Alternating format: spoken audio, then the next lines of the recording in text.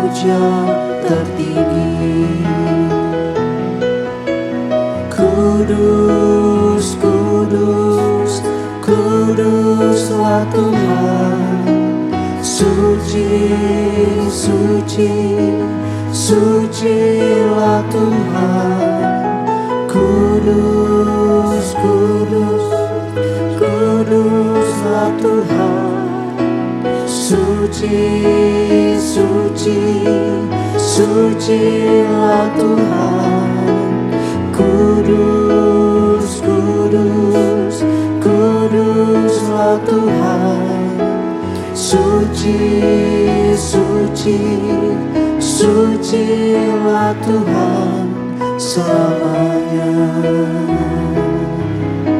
Sucilah Tuhan selamanya.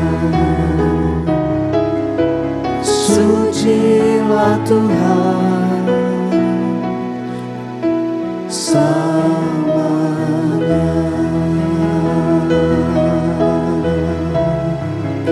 Engkau suci, Engkau Tuhan, Kau tulus, Tuhan yang bisa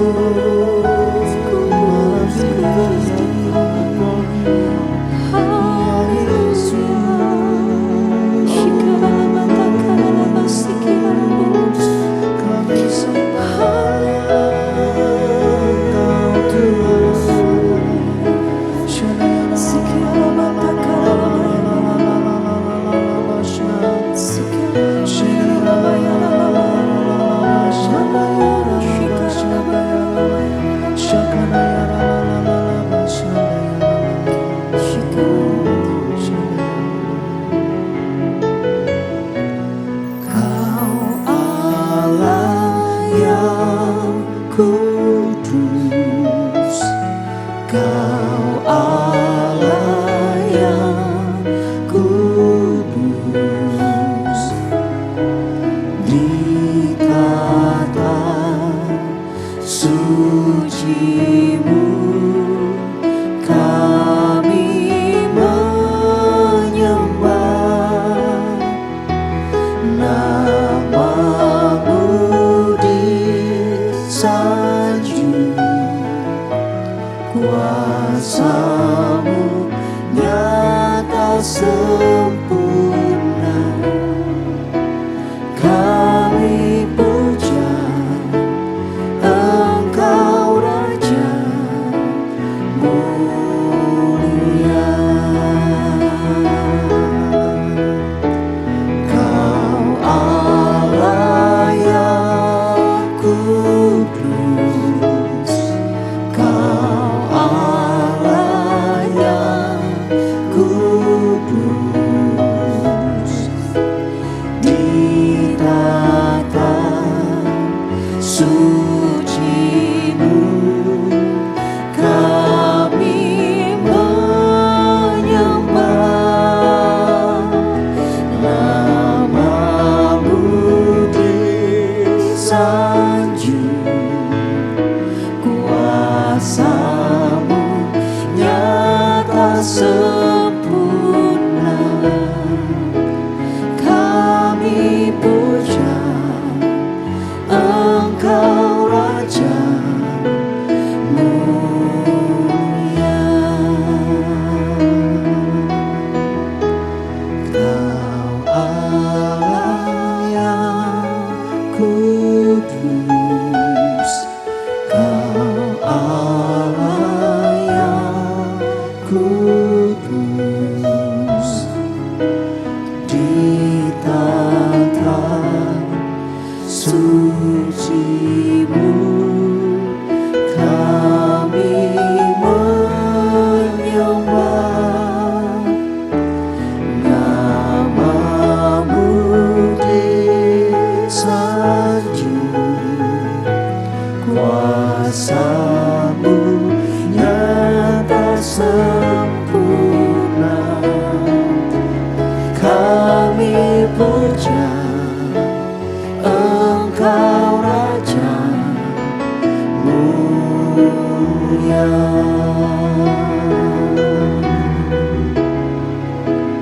Kami puja Engkau Raja mulia.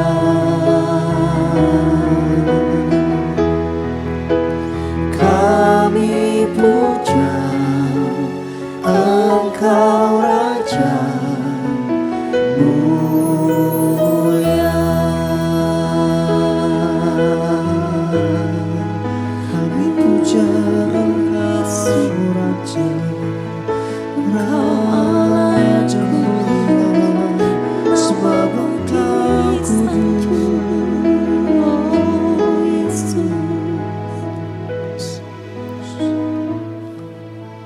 Kami mengucap syukur ya Tuhan. Kerajaan-Mu hadir di tengah-tengah kami, bahkan hadir dalam seluruh kehidupan kami. Keberadaan kami menunjukkan kerajaan-Mu. Terima kasih ya Tuhan. Terpuji-pujilah nama-Mu. Tuhan Yesus, berkati proses belajar kami lewat Bible Study online CK7 ini. Kami menikmati hadirat-Mu, kami menikmati pengurapan-Mu. Dalam nama Yesus urapi kami semua, baik hamba-Mu maupun umat-Mu, bersama-sama kami diberkati oleh Tuhan. Dalam nama Yesus, Allah yang kudus, Juru Selamat kami bersyukur, kami berdoa. Haleluya. Amin. Amin. Puji Tuhan, Bapak Ibu kekasih di dalam Tuhan, Mazmur pasal yang ke-99 kembali mengetengahkan mengenai superioritas Tuhan atas bangsa-bangsa, atas kehidupan manusia, dan menampilkan sifat-sifat moral Allah yang luar biasa, yaitu kekudusan, keadilan, kebenaran, dan juga kasih yang begitu besar nampak di dalam Mazmur pasal 99 ini, yang tentu saja berseberangan dengan kondisi manusia, kondisi bangsa-bangsa. Semua sifat alami manusia berseberangan dengan sifat moralnya Allah ini. Allah yang kasih, penuh kasih, kita enggak. Allah yang maha kudus, kita enggak. Kita dikuduskan hanya oleh karena Allah sendiri. Allah adalah Allah yang adil dan bahkan Dia maha adil. Manusia tidak sampai ke situ. Nah, semua sifat moral Allah ini ditampilkan begitu luar biasa di dalam Mazmur 99 ini, yang diwakilkan di dalam satu kata, yaitu kuduslah Ia, atau Dialah yang kudus. Kata ini sekaligus membagi pasal 99 ini menjadi 3 bagian, yaitu ayat 1 sampai ayat yang ketiga. Diakhiri di ayat ketiga dengan kata kuduslah Ia. Ayat keempat dan ayat kelima. Lalu ayat ke-6 sampai ayat yang ke-9. Nah, Bapak Ibu saudara Tuhan, mari buka Alkitab kita bersama-sama di dalam Mazmur pasalnya yang ke-99. Mazmur pasalnya ke-99. Saya menggunakan Alkitab terjemahan baru 2. Dan tentu saja halamannya berbeda dengan Bapak Ibu punya, ya. Berbeda. Kisaran perbedaan sekitar 300 halaman, ya. Mazmur pasal 99 ini Alkitab terjemahan kedua. Jika Bapak Ibu berkunjung ke toko buku, boleh cari, boleh beli, ya, beli.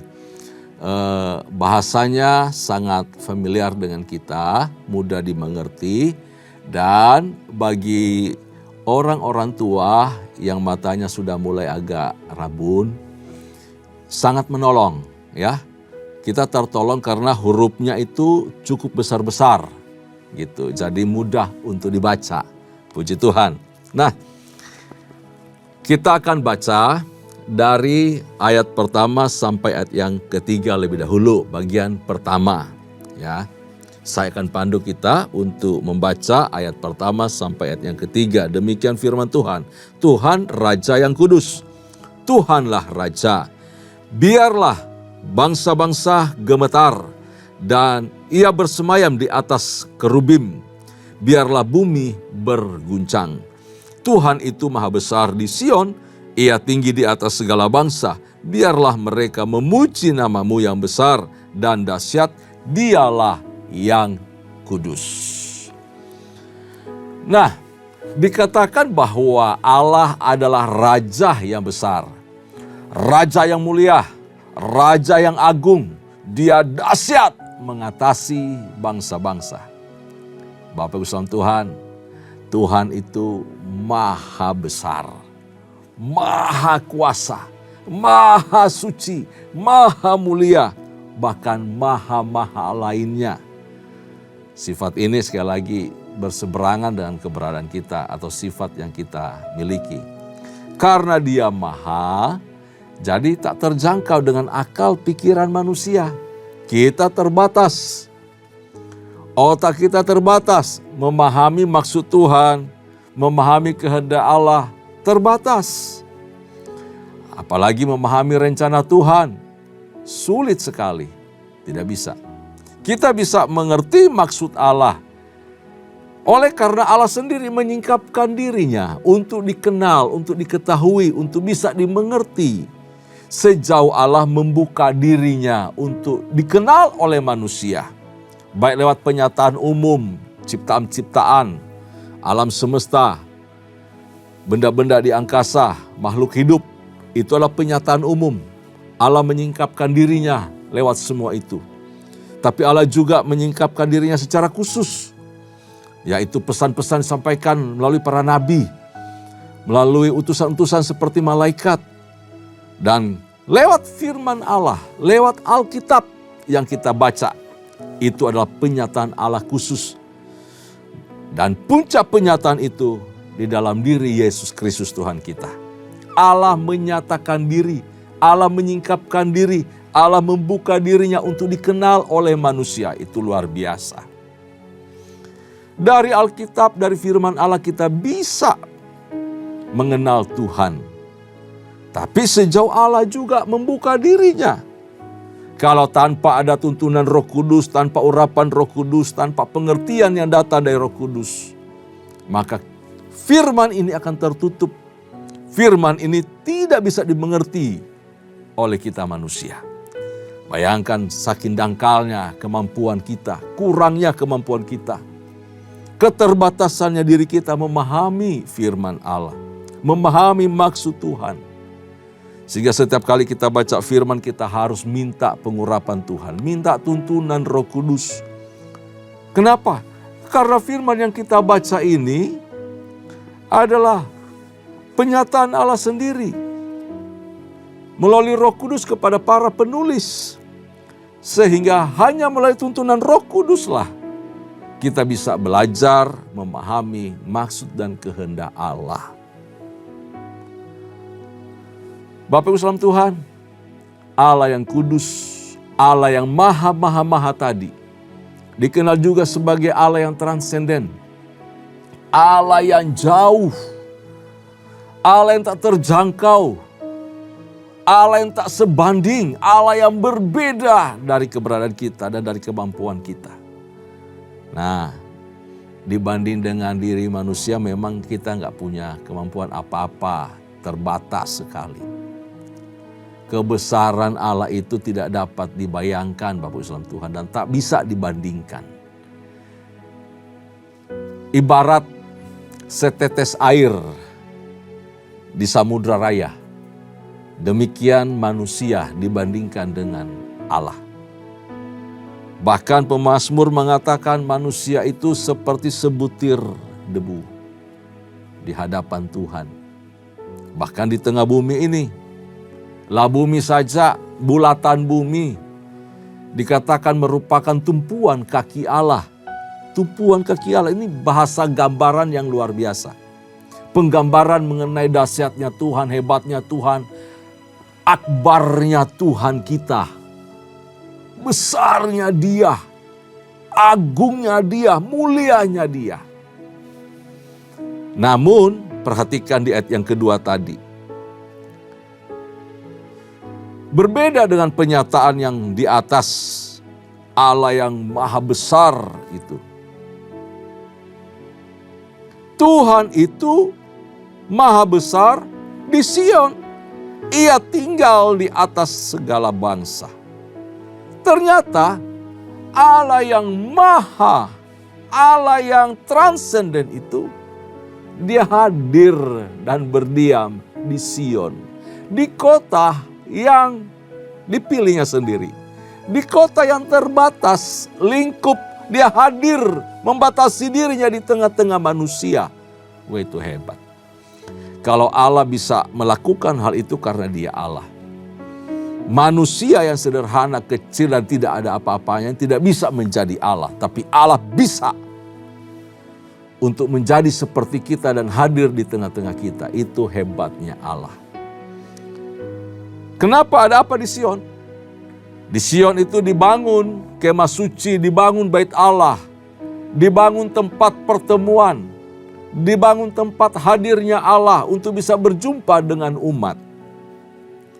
Dia hadir di tengah-tengah manusia, dia hadir di tengah-tengah umatnya yang merindukan dia, yang mau dipimpin oleh dia, yang mau memuji menyembah dia. Dan kemuliaannya hadir di sana, nyata di sana, sehingga umat itu bisa sujud menyembah ketika kemuliaannya hadir, pertanda perkenanan Tuhan atas bangsa itu. Nah, Mazmur 99 ini berbicara Tuhan dalam dua sisi, Bapak Ibu saudara Tuhan, yaitu Tuhan yang transenden, Tuhan yang maha besar itu, Tuhan yang maha-maha, Tuhan yang berbeda, Tuhan yang jauh, Tuhan yang tak terjangkau. Namun, Dia juga adalah Allah yang imanen, Allah yang hadir di tengah-tengah kita, Allah yang hadir di sebuah kota, Allah yang hadir dalam satu wilayah, Allah yang hadir dalam satu tempat pertemuan, di tengah umatnya, di tengah umat manusia. Ini Mazmur 99. Mengetengahkan Allah yang transenden sekaligus Allah yang imanen. Imanen artinya hadir, imanen artinya dekat, imanen artinya ada di tengah-tengah kita, bersama-sama dengan kita. Karena itu di dalam Injil Matius, Tuhan Yesus disebut sebagai Allah Immanuel, Allah yang hadir di tengah-tengah kita. Ya, Tuhan yang maha besar itu mau berkenan hadir. Berarti ada kerelaannya, ada perkenanannya, ada kehendaknya mau bersekutu dengan umat manusia. Ia bahkan mau hadir dalam kehidupan kita secara pribadi. Ia mau berdiam dalam hati kita, dalam hidup kita. Ia mau berdiam di tengah keluarga kita. Ia mau berdiam di kantor, di dunia pekerjaan kita. Ia Allah yang besar. Namun mau menjadikan di hidup kita, diri kita, tempat di mana kita berada menjadi kediamannya. Itu luar biasa. Ya. Betapa kita harus menghormati hadirnya Tuhan dalam hidup kita. Ini tentu saja merupakan anugerah. Dia tidak bisa dipaksa untuk hadir, tapi Dia mau. Kita yang bisa membuka hati untuk mengizinkan Dia masuk, bekerja, diam. Ya. Jadi kita punya respon positif harusnya ya. Karena Dia mau hadir, Dia mau ada di tengah-tengah kita. Dikatakan bahwa respon kita harusnya adalah mengucap syukur kepada Tuhan. Biarlah mereka memuji nama-Mu yang besar dan dahsyat. Dialah yang kudus. Kita harus mengucap syukur dengan cara apa? Melayani dan memuliakan Dia. Memuji menyembah Tuhan. Melalui seluruh keberadaan kita, hidup kita. Dan juga bangsa-bangsa bisa melihat kuasa, kebesaran dan kasih Allah. Lalu kita memuliakan nama-Nya. Yang kedua, tidak hanya mengucap syukur tapi kita sungguh-sungguh respect. Menaruh hormat kepada Tuhan. Dengan cara apa? Hidup kudus dan takut akan Tuhan. Dia adalah Allah yang kudus. Dia berkenan dengan umat yang dikuduskannya. Dan memberi hidup untuk kudus bagi Tuhan. Hanya menyembah kepada Tuhan. Hanya bertuhankan Kristus saja. Tidak bertuhankan yang lain. Apalagi menuhankan diri sendiri. Kekudusan Allah itu dinyatakan di dalam dan dipancarkan ke seisi dunia melalui umatnya. Melalui kita sendiri. Melalui gerejanya, melalui kul kita, melalui keluarga kita. Kekudusan Allah itu harus terpancar keluar. Karena apa? Karena Dia hidup di dalam hidup kita. Kenapa? Karena kita adalah umat yang dikuduskannya. Dan kita adalah umat yang mempersembahkan hidup yang kudus setiap waktu, setiap hari lewat pikiran, perasaan, kehendak, perkataan, perbuatan kita. Kita mengkuduskan hidup ini bagi Tuhan.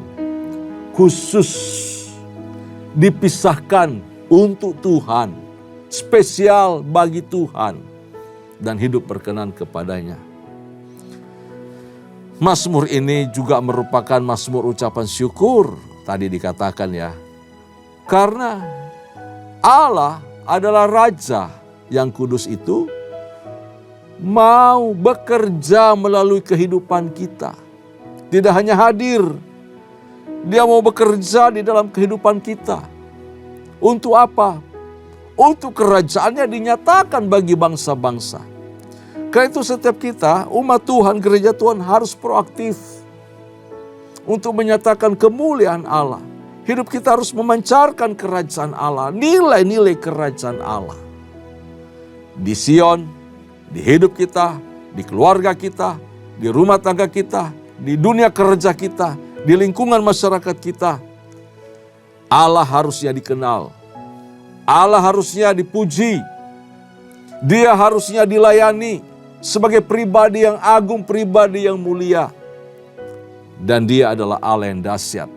Hal itu harus terpancar semua lewat ibadah kita, lewat apapun kita lakukan. Semua mencerminkan kerajaan Allah, pribadi yang kudus, pribadi yang penuh kemuliaan, pribadi yang agung, pribadi yang maha kuasa, pribadi yang juga mengasihi kita. Kita lanjutkan pembacaan di ayat-ayat berikut. Kita mulai dari ayat yang keempat sampai ayat yang kelima kita bacakan.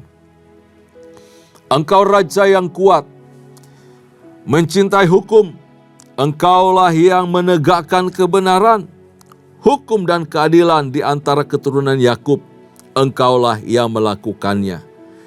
Tinggikanlah Tuhan Allah kita, sujudlah menyembah pada tumpuan kakinya, Dialah yang kudus. Allah adalah Raja yang kuat. Dari Raja yang kuat ini, tapi Dia tidak semena-mena. Dia tidak sembarang bertindak. Kenapa?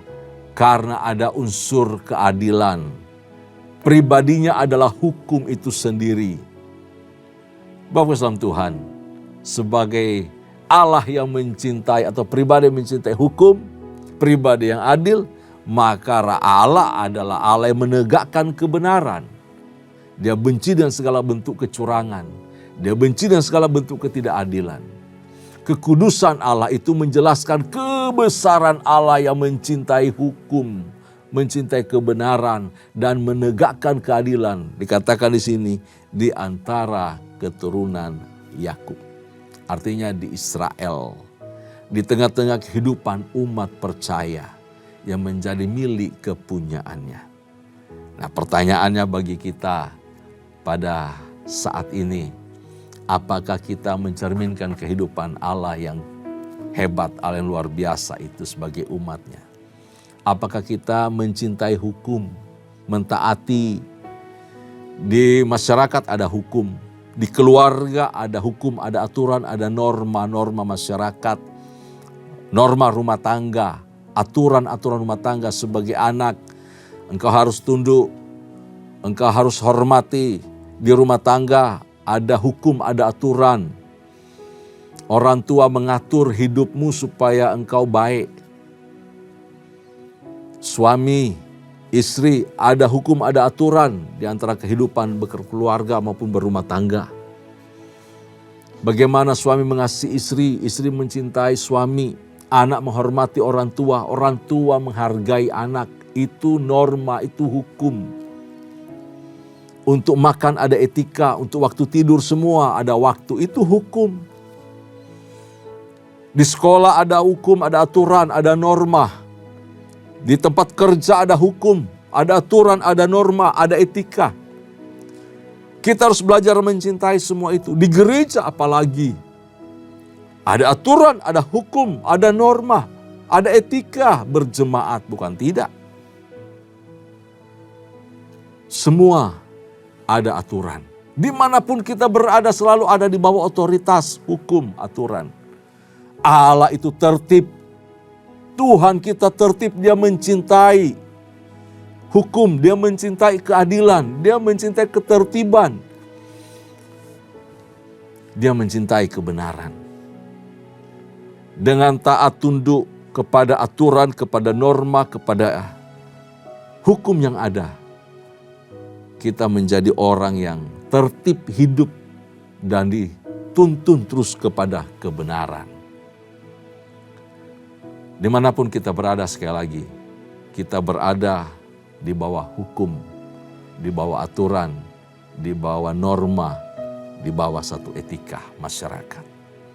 Sebagai bangsa Indonesia, ada hukum yang mengawal kita. Hiduplah tertib dimanapun kita berada. Kita tertib, secara pribadi tertib, di keluarga kita tertib, di dunia kerja kita tertib, di gereja kita tertib, maka disiplin ini akan memancar keluar ke tengah masyarakat.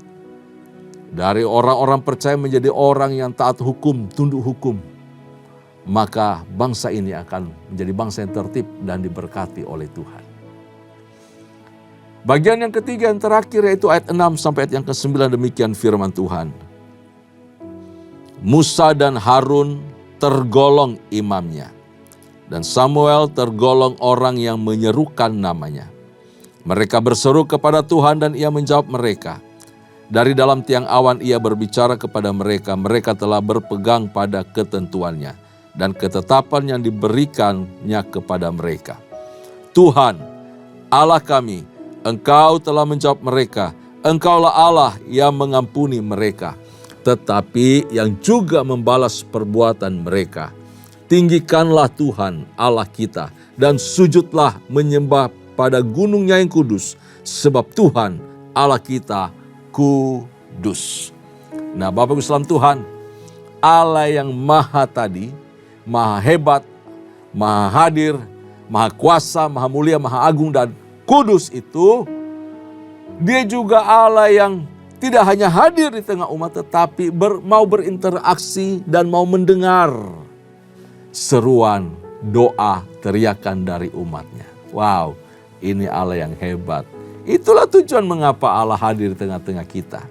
Supaya Dia mengalami kondisi kita, mengalami perasaan kita, memahami semua apa yang ada di sekitar kita. Ya, Allah adalah Raja yang menjawab umatnya dengan anugerah. Kenapa? Karena Dia mau berkenan hadir di tengah-tengah kita dan mendengar seruan. Setiap seruan hati, tetes air mata kita, percakapan kita, kerinduan kita. Dia tahu kedalaman hidup kita, kedalaman hati kita. Karena itu Ia menuntut umatnya agar hidup dalam ketaatan serta kasih kepadanya. Betul, kalau kita hidup dalam tuntunan, kasih, kemurahan Allah, sungguh-sungguh merasakan kebaikan Tuhan, maka hal itu akan mempengaruhi hidup kita untuk kita juga punya kasih yang besar kepada orang, kepada sesama. Yang lahir dari ketulusan, dari sikap hati yang sungguh-sungguh untuk memuliakan Tuhan saja. Bukankah kita bisa mengasihi karena Allah mengasihi kita lebih dahulu? Tanpa kasih Allah yang lebih dulu mengasihi kita, kita tidak sanggup mengasihi dan mengampuni orang. Gak bisa. Karena Dia telah mengasihi dan memenuhi hidup kita dengan cintanya, dengan kasihnya. Maka kita bisa meluapkan kasih itu, memancarkan kasih itu kepada orang yang ada di sekitar kita. Sehingga nama Tuhan dipuji dan dipermuliakan. Tinggikanlah Tuhan Allah kita. Dengan cara apa? Hidup kita yang menerima, yang mengalami kehadiran Allah.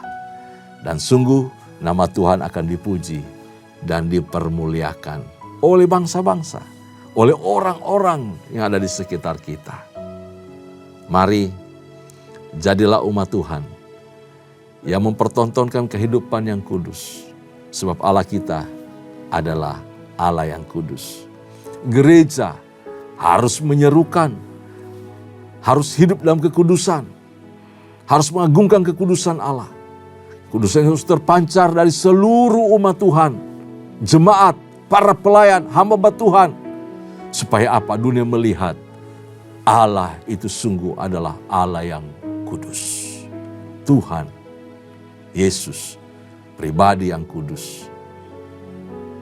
Punya umat yang kudus. Punya gereja yang kudus. Punya keluarga yang kudus. Kita semua umat-umat yang dikuduskan Tuhan. Tundukkan kepala, kita berdoa. Terima kasih ya Tuhan, buat kebenaran firman-Mu. Pada hari ini kami telah belajar bahwa kami punya Tuhan, kami punya Raja, Raja yang kudus, Raja yang mencintai kebenaran, keadilan, kebaikan terpancar dari hidup-Mu. Dan hal itu harus memenuhi seluruh kehidupan kami, umat-Mu. Orang-orang percaya, pribadi-pribadi telah dipilih, dipanggil oleh Tuhan untuk menjadi umat kesayangan-Mu. Kami harusnya memancarkan kekudusan Allah dimanapun kami berada. Sehingga nama Tuhan dipuji, dipermuliakan, diagungkan. Terima kasih ya Tuhan.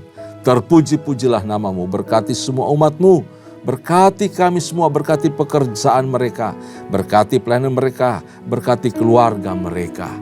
Terima kasih Bapa.